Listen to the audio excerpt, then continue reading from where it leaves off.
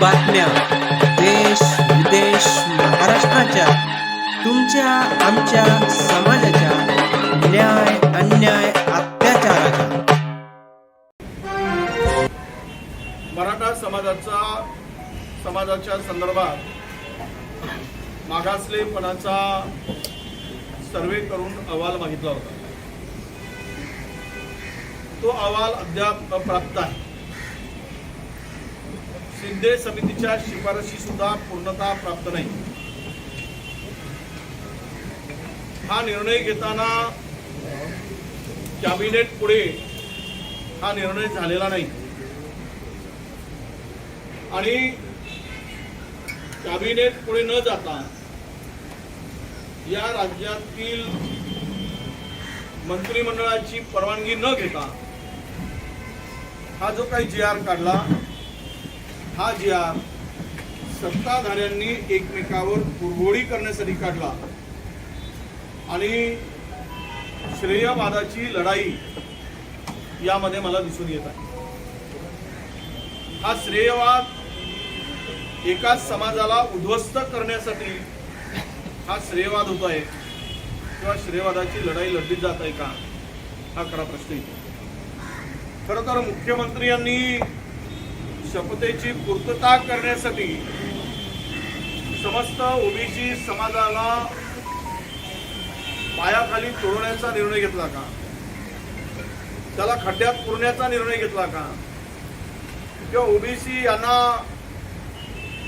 कमकुवत आहे, कमजोर आहे, लढू शकत नाही, एकत्र नाही, त्यामुळे यांना काही केलं, कसंही यांना वागवलं, यांच्या हक्काचं काढून घेतलं तरी हे काही करू शकणार नाही अशी भावना मुख्यमंत्र्यांची झाली असेल. म्हणून मला वाटतं की कॅबिनेटचा निर्णय न होता हा निर्णय त्यांनी घेतला. हे निर्णय घेत असताना आपल्या सगळ्यांना माहीत आहे की सगळे सोयरे हा शब्द त्या ठिकाणी वापरला. सगळे सोयरे वापरल्यामुळे कास्ट आणि व्हॅलिडिटी काढणं, ज्या व्हॅलिडिटीसाठी अटी होत्या जात पडताळणी प्रमाणपत्रासाठी, त्या शिथिल केल्यामुळे आता या कॅटेगरीच्या लोकांमध्ये, त्यामध्ये SC असेल, ST असेल किंवा ओबीसी असेल, कुणालाही सहज शिरकाव करता येईल अशा प्रकारची व्यवस्था या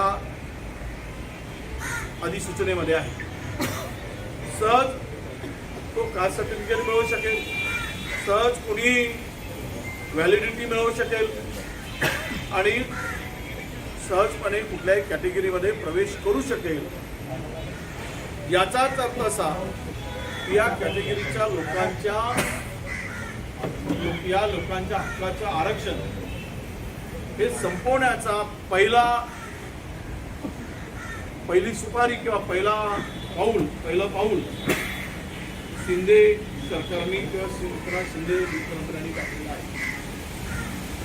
आणि म्हणूनच जर उद्या हे सगळे सोयरे आणि दिलेले किंवा सापडलेल्या नोंदी आणि सगळ्या सोयऱ्यांना देण्यात त्यांचा समावेश, यातून साधारणतः 1.25 ते 2 कोटी लोकांना ओबीसीच्या आरक्षणामध्ये फायदा देण्याचा निर्णय या जी.आर. मध्ये झालेला आहे. आज हे जर 2 कोटी लोकांचा समावेश होत असेल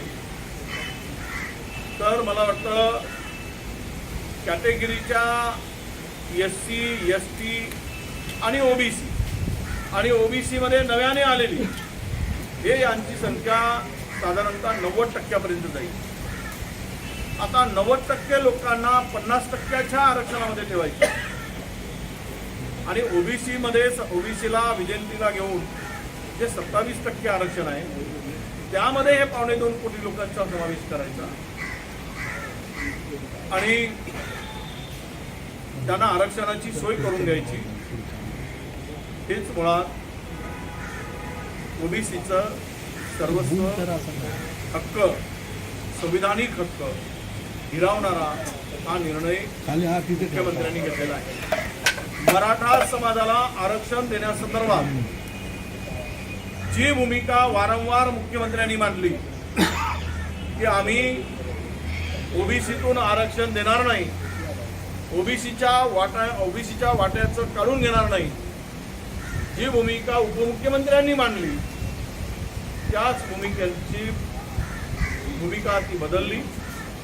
त्या भूमिकेवर ते ठाम राहिले नाही आणि ओबीसीच्याच वाट्यातून हे सर्व समावेशक भूमिका किंवा सामावून घेण्याची भूमिका या सरकारने घेतलेली आहे.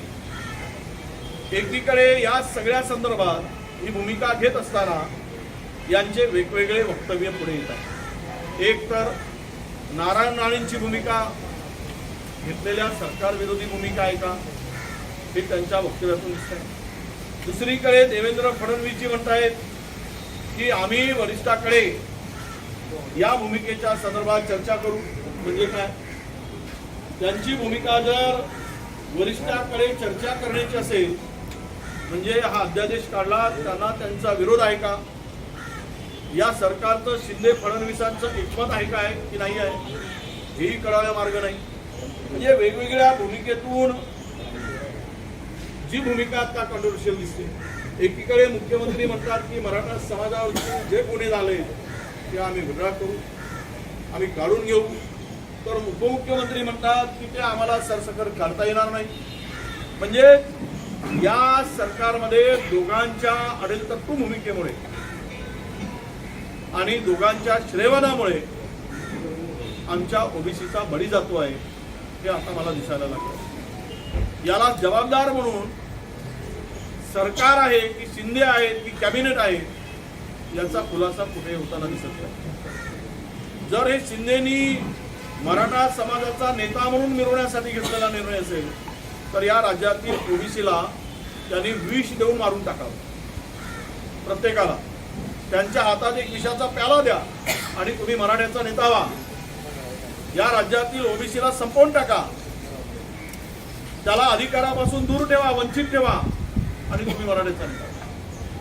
पुन्हाही सर्वोच्च पदावर बसलेल्या व्यक्तींना सर्व समाजाचं हित लक्षात घेऊन निर्णय घेण्याची अपेक्षा असते. परंतु दुर्दैवानं ज्या पद्धतीनं मागील काही दिवसामध्ये जी भूमिका मांडली गेली ती एका समाजाच्या हितासाठी मांडली गेली, मात्र इतरांच्या हिताचा विचार त्या ठिकाणी केला गेला नाही. हे या आमच्या समाजाचं दुर्दैव आहे असं मी मानतो. आमचं दुर्दैवच आहे. आणि अशा सगळ्या परिस्थितीमुळे ही जी गोंधळाची परिस्थिती आता जी काय निर्माण झाली या गोंधळातून मात्र आपण कुठे चाललो याचा विषय या ठिकाणी नक्की येतोय. म्हणजे मला पुन्हा दोन गोष्टी तुमच्या नजरेपुढे आणून दिले पाहिजेत की शुक्रे समितीचा अहवाल अजूनही आला नाही मागासवर्गीय समितीचा. तर मागासवर्गीय कोण सिद्ध कसं होतं. राहिला विषय ज्यांना नोंदी आहे किंवा ज्यांना वंशावळीप्रमाणे नोंदी आहे त्यांना देण्यासाठी आमचा अजिबात विरोध नाही. पण हे सगळे सोयरे म्हणून जर एकाची दुसऱ्या समाजाशी लग्न केलं तिथे त्यांना घुसवणार आणि सर्वांना मात्र त्यामध्ये घेऊन टाकण्याचा जो काही निर्णय झाला याला मात्र नक्की आमचा विरोध राहील. आणि म्हणून हे सगळी परिस्थिती पाहता जे काही आता 16 तारखेपर्यंत ज्या काही हरकती मागवायच्या आहेत मी आपल्या माध्यमातून ओबीसी समाज बांधवांना विशेष करून शिक्षित लोकांना डॉक्टर, वकील, प्राध्यापक, हे शिक्षक जे काही या समाजातील या ओबीसीच्या फायद्यातून मोठी झालेली मंडळी आहे, ओबीसीच्या भरोश्यावर मोठी झालेली मंडळी आहे, ओबीसीच्या आरक्षणावर झालेल्या मंडळींना माझं आव्हान आहे की तुम्ही या संदर्भात 16 तारखेला मोठ्या प्रमाणामध्ये तुमचे आक्षेप नोंदवा. ते आक्षेप नोंदवायची तारीख ही 16 फेब्रुवारी आहे असं आव्हान मी सगळ्यांना करतो आहे. करोडोच्या संख्येने असलेल्या ओबीसी बांधवांनी आपल्या पेनाचा उपयोग, एक कागदाचा उपयोग स्वतःच्या संरक्षणासाठी आणि हक्कासाठी करावा, नाहीतर रस्त्यावर भीक मागायची पाळी सगळ्यांना आल्याशिवाय राहणार नाही. कुणी जर कुणाची लेकरं म्हणत असतील तर ही लेकरं महाराष्ट्राची आहे, कुठल्या एका समाजाची लेकरं असू शकत नाही. मी विधानसभेमध्ये सुद्धा या समाजाच्या व्यथा मांडताना ती परिस्थिती विशद केलेली आहे. त्या कुणाच्या लेकरांच्या वर अन्याय होऊ नये अशी जर भूमिका असेल तर आमच्याही लेकरावर कुणीही अन्याय करू नये. स्वतःच्या समाजाचं हित बघत असताना तो बघितलाच पाहिजे, त्यांना तो अधिकार आहे. जसा त्यांना तो अधिकार आहे तसा तो अधिकार आम्हाला सुद्धा आमच्या समाजाचं संरक्षण करणं आणि हक्क साबित ठेवणं, त्यांच्या हक्काचं संरक्षण करणं हा सुद्धा आमचाही अधिकार आहे. त्या अधिकारापोटी मी कोणाच्या विरोधापोटी बोलत नाही, तर माझ्या समाजाच्या हक्कासाठी आणि अधिकारापोटी हे मी मानतो आहे. आणि ही माझी भूमिका ही महाराष्ट्रातील तमाम जनतेपर्यंत जावी आणि माझं समाजाचं हक्काचं संरक्षण, संविधानिक संरक्षण, जे संविधानाने दिलेलं संरक्षण आहे त्याचं रक्षण व्हावं. हे जे कोणी काही अवसंविधानिक करून त्याला आमचा विरोध नाही, पण आमच्या मात्र हक्काच्या पदाला जे काय असेल ते मात्र त्याला बाधा गोष्ट कामा नये अशी आमची भूमिका आहे. आणि यासाठी आम्ही आता काही निर्णय घेतलेले आहेत. ते निर्णय असे आहेत की आम्ही आता 5 तारखेपासून आम्ही आमच्या संपूर्ण ओबीसी आणि बहुजनांच्या हक्काच्या संरक्षणासाठी सरकार म्हणून आता आमच्या पाठीमागे नाही आहे. सरकारचा कुठलाही माणूस आमच्या पाठीमागे नाही. एक माणूस आपली भूमिका सरकारमध्ये बसून मांडतायत ते छगन भुजबळ मानत, त्या पलीकडं सरकारमधील कुणी ठोस भूमिका आणि आमच्या हक्काचं संरक्षण करण्यासाठी पुढे येताना दिसत नाही. भुजबळांच्या भूमिकेच्या संदर्भात मी सांगितलं की मी त्यांना ती मानलेली भूमिका जी आहे त्यांना माझं समर्थन आहे. मी समर्थन या संदर्भातलं स्पष्टपणे सांगतोय की आज ओबीसीची भूमिका जी मांडत आहे, ज्या पद्धतीनं मांडत आहे, ज्या पद्धतीनं ओबीसी समाजाला अन्याय होताना दिसतोय त्याला माझं समर्थन आहे. आणि मी नक्की त्यांना समर्थन ओबीसी म्हणून देणार आहे. आणि आमच्यामध्ये कुठलेही वाद असण्याचं काही कारण नाही. ते पक्ष वेगळे आहेत, पण ओबीसी म्हणून त्यांची भूमिका आणि माझी भूमिका एक आहे हे या ठिकाणी मी आवर्जून सांगतो. आणि म्हणूनच आम्ही 5 तारखेपासून 5 फरवरीपासून ओबीसीच्या हक्काच्या संरक्षणासाठी पहिल्यांदा आमची जी शक्तीस्थळ आहे त्या ठिकाणी आम्ही सर्व ओबीसीचा समाज चैत्यभूमीपासून सुरुवात करून आम्ही फुले शाहू आंबेडकर ही जी आमची शक्तीस्थळ आहे याबरोबरच पोहरादेवी असेल, चौंडी असेल, भगवानगड असेल, गोपीनाथगड असेल आणि जेजुरी असेल, शिवा महाल छत्रपती शाहू महाराजांची समाधी असेल आणि सावतामाळी आरण जीवा महालांच्या समाधी स्थळ आहे. जीवा महालांचा होता, जीवा म्हणून वाचला शिवा, मरणार माहीत होतं तरी महाराजांचा जीव वाचवणारा हा बहुजन समाजातला जीवा. याच्याही स्फूर्तीस्थळी गेलं पाहिजे, शिवा काशिंदाच्या स्थळी गेलं पाहिजे. असं एक 5-6 दिवस आम्ही या स्थळी जाऊन स्फूर्ती आम्हाला द्या, आमच्या हक्काचं संरक्षण करण्यासाठी आम्हाला हिंमत द्या, ताकद द्या ही मागणी करायसाठी या बहुजनांच्या स्फूर्तीस्थळावर आम्ही जाणार आहोत. आणि हे इथून जाऊन आल्यानंतर यांची स्फूर्ती मिळण्यासाठी हे आमच्या संपूर्ण 500,000 गाड्यांचा ताफा हा त्या स्थळावर जाईल आणि शपथ घेऊ की आमच्या हक्काच्या संरक्षणासाठी आम्ही एक आहोत. या शक्तीनिशी तो उभा राहील. आणि 20 तारखेला आम्ही संभाजीनगर विराट अशी ओबीसीच्या हक्काच्या संरक्षणासाठी कुणाला दिलाय याचा विरोध म्हणून नाही, आणि हे लक्षात घेतलं पाहिजे कोणी. आणि आमच्या अंगावर कुणी येण्याचा विषय नाही. आम्ही त्यांना सचेत करतो आमच्या हक्काचं संरक्षण. तुम्हाला मिळवत असताना तुम्ही मिळवलात, पण आता मात्र आमच्या हक्काच्या संरक्षणाची पाळी आली. त्यासाठी संभाजीनगरला 20 तारखेला आम्ही सभेचं आयोजन केलेलं आहे. आणि ही 20 तारखेला संभाजीनगरच्या सभेमध्ये भुजबळ साहेबांनाही आम्ही आमंत्रित करणार आहोत, त्यांनाही त्या ठिकाणी निमंत्रण देणार आहोत. सर्व ओबीसी महाराष्ट्रातला त्या ठिकाणी एकत्र यावा, एकत्र येऊन लढावा, आपल्या हक्काचं संरक्षण करावं, संविधानिक संरक्षण करावं ही त्यामागची भूमिका 20 तारखेमध्ये आम्ही मांडणार आहोत. वडेट्टीवार साहेब, तुम्ही तुमचं समर्थन दिसतंय भुजबळांना, पण भुजबळ ज्याप्रमाणे आक्रमक किंवा दिसत आहेत ओबीसी प्रश्नावरती, ते राष्ट्रवादीमध्ये एकटे किंवा एकाकी पडलेले दिसत आहेत, त्या अनुषंगाने तुमची प्रतिक्रिया काय आहे? असं आहे की ओबीसीमध्ये मंत्रिमंडळामध्ये तुम्ही पाहताय किती ओबीसीचे आहे आणि आहे तर अनेक जण शेपूट घालून सत्तेची खुर्ची उभवत आहेत, शेपूट घालून मुद्दाम शब्द. त्यांना सत्ता महत्वाची आहे, ओबीसी आणि आपल्या समाज बांधवाचं हित महत्वाचं वाटत नाही म्हणून ते शेपूट घातले. कोणी लढतो आहे तो एकटा पडणारच, कारण सत्ता आणि संघर्ष जर ज्यांना करायचा आहे तो समाजाचा, तर त्याला एकटे पाडत असतील तर हा समाज नक्कीच ओबीसी म्हणून स्वतःच्या संरक्षणासाठी जो लढेल त्याच्या पाठीशी उभा राहील. कोणाकोणाला निमंत्रण दिलं होतं, कारण तायवाडे आहेत किंवा शेंडगे आहेत, हे कोणी दिसले नाहीत. आजच्या बैठकीचं निमंत्रण तुम्ही कोणाकोणाला दिलं? नाही, हे वेळेवरची बैठक ठरली. आम्ही त्यांना निरोप मेसेज दिला, काही कारणास्तव आले नसतील.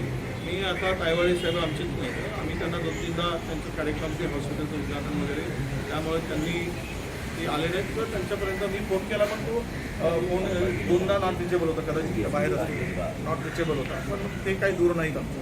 तुम्ही आता 20 तारखेला ज्या ह्या सभा घेणार आहात, 20 तारखेला ज्या सभा घेणार आहात ओबीसीच्या, त्यामध्ये तुम्ही भुजबळांना देखील आमंत्रण करणार आहात. मात्र महाविकास आघाडीतर्फे तुम्हाला कोणत्या कोणत्या नेत्यांचा पाठिंबा आहे इतर पक्षातील, काँग्रेस सोडून? तुम्हाला पाठिंबा, आम्ही लढाई तुमच्या ओबीसीची पक्षात पण लढतो. तुम्ही एकाकी आहात, सॉरी त्याला जोडून की तुमच्या पक्षात पण तुम्ही एकाकी पडता आहात. असं आहे की मला वाटत नाही, मी आता भूमिका आजच मांडली आणि आजच एकाकी म्हणणं म्हणजे हे गैर. आणि मी परत एकदा सांगतोय, तुम्ही अर्धवट दाखवू नका. आम्ही मराठा समाजाच्या आरक्षणाला अजिबात विरोध केलेला नाही. सरकारने भूमिका जी मांडली, वारंवार ओबीसीच्या डोळ्यात धुळफेक करण्याचं काम केलं. ओबीसीच्या कोट्यातून देणार नाही, ओबीसीच्या वाट्यातून देणार नाही, ओबीसीला धक्का लागू देणार नाही. अरे धक्का नाही म्हणजे तुम्ही तर कुठं फेकून दिला आम्हाला. आता काय परिस्थिती निर्माण करून ठेवली. आणि आज काय झालं, दुःखानं काय सांगावं लागतं, ठीक आहे मिळालं, पण ढोल कुठे वाजवताय? ओबीसीच्या घरापुढे का ढोल वाजवताय तुम्ही? गुन्ह्या गोविंदानं राहणारा हा समाज, अनेक वर्ष एकत्र राहणारा समाज, हा एकमेकाचा वैरी का करताय तुम्ही? तुम्ही वैरी म्हणून बघत आहे काय? म्हणजे गावाला तुम्हाला उद्ध्वस्त करायचं आहे काय? गावं अशांत करायची आहेत का तुम्हाला? या पद्धतीनं वागणं बरोबर आहे का? हे सुद्धा चुकीचं आहे. अनेक गावातून आम्हाला रिपोर्ट मिळाले, तो छोटासा समाज आपला संरक्षणासाठी हक्कासाठी त्या गावात राहत असेल तर 5-25 लोकांच्या घरापुढे ढोल वाजवणं, गुलाल उधळा, तुम्ही आपल्या घरापुढे उधळा ना, पण ओबीसीच्या घरापुढे जाऊन गुलाल उधळणं हे चुकीचं आहे. म्हणून माझी मोठा बंधू म्हणून मराठा समाजाला विनंती, तुम्ही या पद्धतीच्या कृत्याला समर्थन करू नका, हे चुकीचं होत आहे. बरं, जरांगे पाटलांनी छगन भुजबळांबद्दल म्हटलंय की छगन भुजबळ हे मराठा समाजामध्ये माती कालवायचं काम करतात आरक्षणामध्ये. कोण? जरांगे पाटील, मनोज जरांगे पाटील म्हणताय. मला काही त्याबद्दल बोलायचं नाही. वडेट्टीवार साहेब, छगन भुजबळ हे म्हणतात की मी मराठीच्या विरोधात नाही, परंतु ओबीसी आरक्षणाबाबत त्यांची भूमिका ही आहे की मी राजीनामा दिला आहे, परंतु तो राजीनामा कोणाकडे दिला आहे याबाबत अजूनही कुठे स्पष्टता नाही आहे. त्याच्यामुळे असं दिसतं की ओबीसी समाजामध्ये हा संशय मात्र कायम आहे की छगन भुजबळ सरकारमध्ये आहे, परंतु सरकारमध्ये असतानाही ते सरकारवर दबाव का टाकत नाही आणि असे निर्णय होत असताना त्यांना माहीत का नाही, हा एक त्यांच्या मापाचा संशय या ठिकाणी उत्पन्न होत काय म्हणतो? अरे आता थोडंसं ते काय म्हणणार, थोडी शस्त्र आहेत त्यांच्याकडे, ते शस्त्रच काढून घेण्यासाठी लागले असतं तुम्ही. ठीक आहे, लढाई लढतो ना माणूस, काही शस्त्र आहेत चिल्लर थोडे त्यांच्याकडे, ना भाला आहे, ना पिस्तोल आहे, ना बंदूक आहे. आता काय ते चाकू वगैरे असेल छोटासा तर तेही काढून घ्या, म्हणजे निशस्त्र करताय काय त्यांना? वडेट्टीवार साहेब, आधी नारायण राणे साहेबांनी त्यांच्या जे काही मंत्रिमंडळाचं छोटासा सपोर्ट आहे तेही काढून, म्हणजे तुम्ही आम्ही रस्त्यावरच लढलो पाहिजेत आणि बाकी सत्तेत राहून मस्ती मारत लढले पाहिजेत. थोडक्यात असं म्हणायचं का, कारण मध्यंतरी मागणी झाली होती जरांगे पाटलांच्या मंडळावर आरक्षण मिळाल्यानंतर ओबीसीतल्याच काही लोकांनी असं सुद्धा म्हटलं होतं की आता भुजबळांचा लढा हा नाकाम ठरलेला आहे, तर भुजबळांनी राजीनामा द्यावा. तुम्हाला काय वाटतं? नाही, मला नाही वाटत की कोणी राजीनामा द्यावा. मला कोणी राजीनाम्याच्या विरोधात आहे. बघा, ज्याला जिथे लढायचं आहे तिथे लढलं पाहिजे, भूमिका स्पष्ट मांडली पाहिजे. काढायचं असेल तर काढून टाकतील बहुमताच्या भरोशावर त्यांना, तो त्यांचा अधिकार आहे ठेवायचं की नाही. मग तुम्ही त्यांनीच राजीनामा द्यावा हे काय आहे? मग आम्ही मागतो मुख्यमंत्र्यांनी राजीनामा द्यावा, आमच्या ओबीसीचा सत्यानाश केला म्हणून. देणार आहेत का उद्या? विचारा त्यांना. आम्ही मागणी करतो सगळ्यांच्या पुढे. बरं साहेब, नारायण राणे यांच्या भूमिकेबद्दल काय म्हणाल? कारण आता ते म्हणतात की मराठा आणि कुणबी हे एकत्र नाही आहेत, वेगवेगळे आहेत. आता यापूर्वी त्यांनी म्हटलं होता त्यांच्या अध्यक्षतेमध्ये जी समिती नेमली होती त्यात त्यांनी रिपोर्ट दिला होता की दोघं एकत्रच आहे असा दावा केला होता. त्यामुळे त्यांच्या भूमिकेबद्दल काय म्हणाल? आपल्याला सगळ्याला माहीत आहे सर्वोच्च न्यायालयात काय झालं, हायकोर्टात काय झालं, आणि काही जणांची भूमिका सत्याला धरून आहे, काही जणांची भूमिका ही सोयीने आहे. ती आता सत्य आहे की सोयीची आहे मला वाटतं राणी साहेब सांगू शकतो. पण ते राज्यसभेसाठी राज्यसभेवर त्यांना पत्रकार परिषद होती ती काल रद्द केली त्यांनी ट्विटवर एक्सवर नमूद करून. पण आज राणे साहेब फडणवीसांच्या भेटीला गेले होते सह्याद्रीवरती. काही मन की बात झाली तर असं वाटतंय खासदारकी मिळेल का, म्हणजे असा सुद्धा विषय चर्चेला? मला एवढंच की आम्ही सत्ताधाऱ्यांनी एका बाजूला ओबीसी आणि दुसऱ्या बाजूला मराठा जुंपून आपली शेती करून घेऊ नये म्हणजे झालं. आमच्या घरावर नांगर फिरवून स्वतःची शेती नांगरून घेण्यासाठी एकाने ओबीसीला एका बाजूला जुंपायचं आणि दुसऱ्या बाजूला मराठ्याला एकाने जुंपायचं आणि आमचा वापर करायचा आणि पीक मात्र त्यांनी खायचा आणि शेतातले बैल बनून आम्ही राबायचं. ही जर त्यांची भूमिका असेल ती एक उघडी पडल्याशिवाय राहणार नाही आणि आम्ही उघडं पाडल्याशिवाय सर, या संदर्भामध्ये आता घरोघरी जाऊन सर्वे केला जातोय. पुष्कर जोग यांनी सर्वे केला जातोय, ठिकठिकाणी जाऊन जात विचारली जाते. जे सेलिब्रिटीज आहेत त्यांनी सुद्धा आक्षेप घेतलाय. केतकी चितळे यांचं सुद्धा एक विधान आहे, व्हिडिओ व्हायरल होतो त्यांचा. मी चित्पावन ब्राह्मण आहे, कोकणातचं ब्राह्मण आहे, असे व्हिडिओ व्हायरल होत आहेत. याबद्दल काय म्हणा? जातीमध्ये तेढ निर्माण होते, जाती प्रचंड तेढ निर्माण होते आहे आणि चुकीची माहिती गोळा केली जाते. आमच्याकडे जी माहिती येत आहे, ज्यांच्या घरात 3 मजली घरं आहेत तो सुद्धा म्हणतो घर नाही, ज्यांच्याकडे 2 4 व्हीलर आहेत तो सुद्धा म्हणतो माझ्याकडे गाडी नाही, ज्यांच्या घरात नोकऱ्या आहेत तो म्हणतो माझ्याकडे नोकरी नाही, ज्यांच्या घरी संडास आहेत तो म्हणतो माझ्या घरी संडास नाही.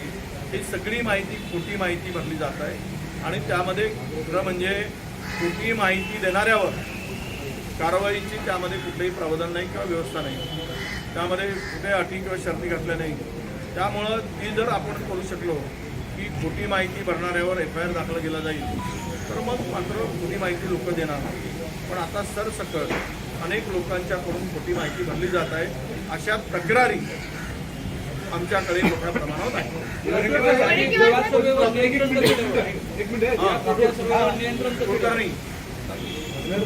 ओबीसी मुळात विखुरलेला आहे, वेगवेगळ्या संघटना आहेत. अशा परिस्थितीत एका बाजूला भुजबळ साहेब एक पद्धतीने मूठ बांधताय, सगळे लोकांना एकत्रित घेत आहेत, दुसऱ्या बाजूला तुम्ही बांधताय. हेच संघटित होताना दिसत नाही, कारण की मराठा समाज हा संघटित होतोय, त्यांच्या मुद्द्यावर ते एकत्रित येताना दिसत आहेत. अशा परिस्थितीमध्ये तुम्ही स्वतःहून सांगताय की भुजबळांचे आणि माझे भलेही पक्ष वेगळे, तर ओबीसी म्हणून तुमची राजकीय भूमिका एकत्रित येताना का? मी भाऊ तेच मांडला असता. त्यांच्या भूमिकेला माझं समर्थन आहे म्हणजे काय? हरिभाऊ राठोड भेटून गेले तुम्हाला, ते त्यांनी भुजबळांच्या विरोधातली भूमिका घेतली. ते म्हणतात ओबीसी मध्ये सब कॅटेगरायझेशन जे आहे ते करून मराठा आरक्षण देता येतील, ते भुजबळांना विरोध करणार असं सांगितलं. नाही, त्यांचा अभ्यास वेगळा आहे, आमचा अभ्यास वेगळा आहे. त्यामुळे त्यांच्या भूमिकेला आम्ही आत्ता तरी समर्थन नाही आणि ती परिस्थिती आत्ताची नाही. आत्ताची एवढीच परिस्थिती आहे पुढे की जे काही ओबीसीचा आरक्षणाच्या संदर्भामध्ये किंवा आत्ताचा काढलेला जो काही GR सूचना आहे त्यामधून ओबीसीच्यावर जो आत्ता मोठा एक आघात झालेला आहे त्यावरची आत्ताची परिस्थितीवर आम्ही बोलतो. पटवीवार साहेब, ज्या सरकारने GR काढल्यानंतर मोठ्या प्रमाणात कुणबीच्या नोंदणीवरून आता जात प्रमाण दिलं जात आहे. ज्याप्रमाणे मराठा समाज म्हणजे ॲक्शनमध्ये होता तसा ओबीसी समाज ॲक्शनमध्ये नव्हता, म्हणून ह्या सगळ्या GR काढण्याची ताकद सरकारने असं या ठिकाणी पाहिलं. आम्ही कमजोरच आहोत. आमच्याकडे ना लढण्याची शस्त्र आहेत, ना साखर कारखाने आहेत आमच्याकडे, ना आमच्याकडे पैसा आहे, ना आमच्याकडे संस्था आहेत, ना आम्ही उद्योगपती आहोत, आम्ही भिकारी आहोत आणि सरकार आमच्याकडे नाही. ना आमचा उपमुख्यमंत्री आहे, ना आमचा मुख्यमंत्री आहे. आमचे 2-4 मंत्री आहेत ते शेपूट घालून बसले आहेत सत्तेसाठी. त्यामुळे आम्ही कमजोर झालो आहोत. त्यामुळं फायदा घेतात. तर फायदा घ्या तुम्ही. ओबीसी ज्या दिवशी पेटून उठेल, माणूस शांत असतो तोपर्यंत शांत आहे, त्या दिवशी मात्र तुमची सत्ता उलटून टाकेल. बस सर, बच्चू कडूंची जी भूमिका आले होते तुम्हाला नेमकं भेटीत काय वैयक्तिक माझा मित्र आहे तो काय नेता आहे काय किरण सावंत? म्हणजे कसले गोष्ट चॅनलवाले चालवत आहे. आता कमाल आहे बाबा, याला काय कोणी भेटायला आता ते पुढचं ऑफिस त्यांचा. मी आहे का विचारलंय, मला म्हटलं आहे, चहा प्यायला येऊ का? म्हटलं या. आता हे काही काय आम्ही एकमेकाचे कालर पकडले हो, एकमेकाला ढोसे मारलं का विरोध आहे. आणि तो कुठले मंत्री आहे ना संत्री आहे. खरोखर अरे कोणतरी येतात, आता काही संबंध इतक्या वर्षाचे आहे. नाही, काही कालमंत्र ह्याला दिलात का? काय लोकसभेच्या तुम्ही दृष्टीने चॅनल- नाही, त्यांना रत्नागिरी लोकसभेच्या सिंधुदुर्गातून दृष्टिकोनातून काही कानमंत्र दिलात का? हिंदी लोकसभेच्या दृष्टिकोनातून काही कानमंत्र दिलात का? शुभेच्छा दिल्यात का त्यांना? शुभेच्छा दिल्यात. कोणाला? किरण सावंत. म्हणजे सिंधुदुर्ग रत्नागिरी लोकसभा लढवण्याची इच्छा. माझा ओबीसीचा एवढा महत्वाचा विषय. आमचे कपडे काढले जात आहे, बनियान आता काढून झाली. महाराष्ट्रात आमचे सत्ताधारी आमची अंडरवेळी काढून टाका, आम्हाला नागडे करा. चॅनल पुढे बोलतो, ही परिस्थिती आता आमची झाली. कोण काय केलं खाणन मारण आम्हाला काय देणं नको दे म्हणून कुठचे लोक हात जोडतो. तुम्हाला आमच्या वेता मांडा पहिले. फार वाईट आहे आमची अवस्था. लाईव्ह दाखवतोय सर. तुम्हाला सांगतो जरा फार फार म्हणजे छोटा माणूस माझा कधी सरपंच होणार नाही. ग्रामपंचायत समितीमध्ये जाईल, ला जिल्हा परिषदेमध्ये जाईल. मग ह्याला कोण देईल? याचं संरक्षण कोण करेल? हा गरीब माणसाचं कोण करेल? आमच्या जरी व्यथा समजा तुम्हाला सगळ्या चॅनलवाल्यांना हात जोडून विनंती आहे. तर किरण बिरण येणार जाणार हे काय विषय? बस साहेब, बच्चू कडू सरकारवरतीच भडकलेले आहेत. त्यांनी सांगितलेलं आहे की निधीचं व्यवस्थित वाटप होत नाहीये आणि जेव्हा लोकसभा येईल तेव्हा आम्ही आमचा हिसका दाखवू असं देखील म्हणतायत. गेल्या 1 महिन्यात वेगवेगळी वक्तव्य त्यांनी भूमिका स्पष्ट की है. जो नोटिफिकेशन महाराष्ट्र सरकार ने निकाला है उसके खिलाफ आपने आतंक आया पहले, तो ये कांग्रेस की भूमिका समझा जाएगा ये, और आगे आने वाले समय में कहाँ पर आप जाने वाले, किस तरह की सभा जो है नहीं, देखिए ये जो अध्यादेश निकला है, ये अध्यादेश से ओबीसी समाज में बहुत ही असुरक्षितता और डरावनी परिस्थिति। ओबीसी समाज घबरा चुका है कि इसमें कोई भी सरकार से स्पष्ट रूप से बोला नहीं जा रहा। एक तरफ ये निर्णय होने के बाद में उप मुख्यमंत्री फडणवीस जी कहते हैं कि हम लोग वरिष्ठ से चर्चा करेंगे। ये जो अध्यादेश निकला, जो अध्यादेश निकाला गया है, ये कैबिनेट की इसकी परमिशन नहीं है, ना कैबिनेट में कोई डिस्कशन हुआ है। अगर मंत्रिमंडल की सहमति नहीं है तो अध्यादेश कैसे निकाला जा सकता? तो इसका मतलब यह है कि ये इस राज्य के मुख्यमंत्री को मराठा समाज का मसीहा होना था, इसलिए जीआर निकाला। तो फिर इन्होंने ओबीसी के बारे में क्या सोचा था? ओबीसी ये जीआर निकालते वक्त ओबीसी को के ऊपर अन्याय होगा या ओबीसी के हक का छीना जाएगा, इस बारे में कम से कम चर्चा तो होनी चाहिए, वो भी नहीं हुई। और ये जीआर निकालने के बाद ओबीसी का जो संवैधानिक हक है वो उसके ऊपर बहुत एक बड़ा उसको मिटाने का प्रयास हुआ। इसीलिए आज सब ओबीसी के नेताओं की बैठक हमने आयोजित की और 5 तारीख से हम लोग चैत्यभूमि से लेकर जो बाबा साहब अम्बेडकर ने हमें आरक्षण का अधिकार प्राप्त दिया था, उनके चैत्यभूमि के समाज से जाकर हम लोग हमारे बहुजन समाज के जितने भी शक्ति स्थल है वहाँ पर जाके हम सरकार तो हमारा संरक्षण नहीं कर सकता है, तो शक्ति स्थल पर जाकर हमें शक्ति दो हमारे हक का रक्षण करने के लिए। ये इसीलिए उनके वो स्थान पर हम जाने वाले हैं और सब स्थान घूमने के बाद जहाँ से मैंने कहा था कि हम लोग छत्रपति शाहू महाराज की समाधि में जाएंगे, हम लोग जीवा माला पे जाएंगे, हम लोग पोहरा देवी जाएंगे, भगवानगढ़ जाएंगे, गोपीनाथगढ़ जाएंगे और चौंडी जाएंगे, ये सब खंडोबा जाएंगे। ये सभी स्थलों पर जाकर हम लोग उनके आशीर्वाद लेकर 20 तारीख को एक भव्य रैली, बड़ी रैली 20 तारीख को संभाजी नगर में हमने रखा है और आयोजित किया है। सब लोगों का कहना है कि ये बड़ी रैली वहाँ पे होनी चाहिए और हमारा हक के संरक्षण के लिए हम किसी के खिलाफ में नहीं,